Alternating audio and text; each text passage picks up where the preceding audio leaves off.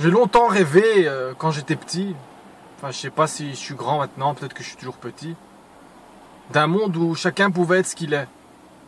Et chacun se respecterait, chacun, tu vois, que tout soit normal finalement, tu vois. Que la normalité soit la différence. J'ai rêvé de ce monde-là. Et pendant longtemps, voilà, je faisais un petit peu comme ça me passait par la tête. Si j'avais envie de me déguiser en fille, je me déguisais en fille. Si j'avais envie de me mettre un sac plastique sur la tête, je me mettais un... Parce que je me disais que finalement, ah ben, c'était peut-être normal d'être comme ça. Ça donnait un petit peu de couleur au monde. Et je me suis rendu compte que on subit une pression incroyable quand on essaye d'être différent. C'est comme si d'une certaine manière, on t'oblige à rentrer dans les rangs. Et qu'au bout d'un moment, tu te sens tellement mal et blessé, et tu te sens tellement oppressé par tous ces gens qui te disent arrête d'être ce que tu es, arrête de te faire remarquer. Quand quelqu'un te dit arrête de te faire remarquer, c'est quelqu'un qui te dit on est tous dans l'ombre, alors arrête de mettre de la lumière sur toi. Parce que si tu veux continuer de cette façon-là, nous on va te cacher. Nous on va te mettre de l'ombre sur toi.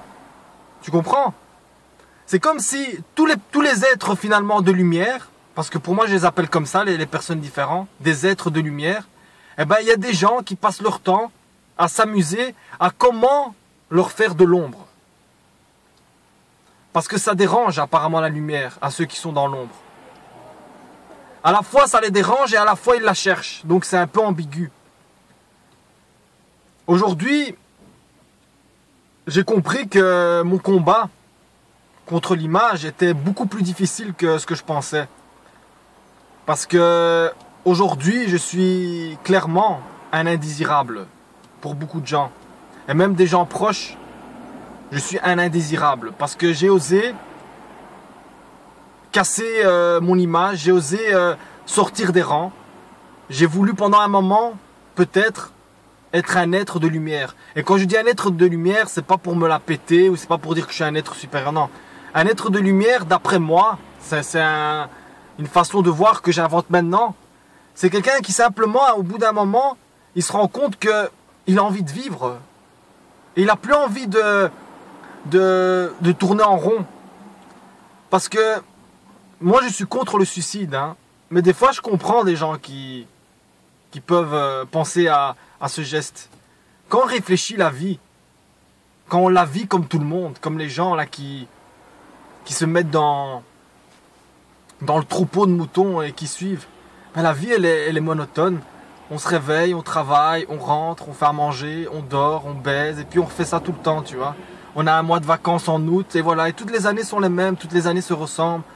Il n'y a pas de... On est toujours habillé bien, on est toujours bien coiffé, on est toujours bien parfumé, on est toujours poli, on est toujours sur Facebook, on fait attention à pas publier des photos comme ça. Et au bout d'un moment, on se dit, mais est-ce que je vis vraiment là? Tu vois? Et des fois, peut-être que je m'ennuie.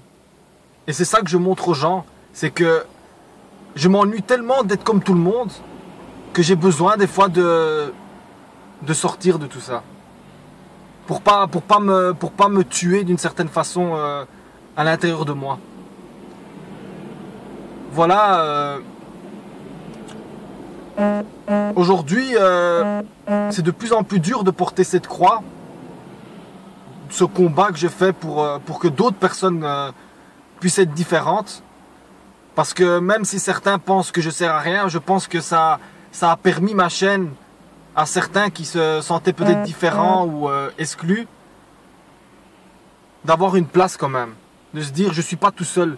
Je suis pas tout seul à penser comme ça. Il y a quelqu'un comme moi dans le monde qui a aussi envie de vivre dans un monde où chacun, il peut être différent et il peut avoir le respect de tout le monde. Parce que le vrai danger, c'est pas notre image, c'est pas l'image que l'on renvoie. C'est ce qui est à l'intérieur de nous. Parce que toute la merde, hein, elle se trouve pas à l'extérieur. Elle se trouve à l'intérieur. Parce que même si tu as le visage brûlé, même s'il te manque un œil, c'est pas ça qui fait de toi une mauvaise ou une bonne personne. Ce qui fait de toi une mauvaise ou une mauvaise personne, c'est ce qui est à l'intérieur de toi. Et vous faites tellement attention à l'emballage que vous oubliez que le plus important, c'est ce qu'il y a dans l'emballage. Merci.